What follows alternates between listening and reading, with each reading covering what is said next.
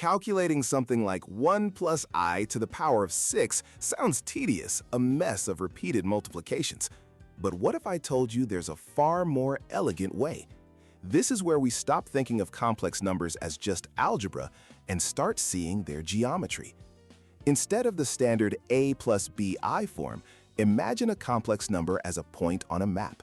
We can describe its location by its distance from the center, the origin, and the angle it makes with the horizontal axis.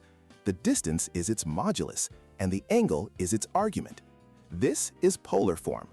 For our number, 1 plus I, the distance from the origin is the square root of 2, and its angle is a clean 45 degrees. Now for the magic, using de Moivre's theorem.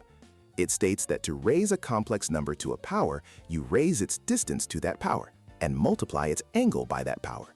So for 1 plus I to the 6th, we take our distance root 2 and raise it to the power of 6, that's 8. Then we take our angle, 45 degrees, and multiply it by 6, that gives us 270 degrees.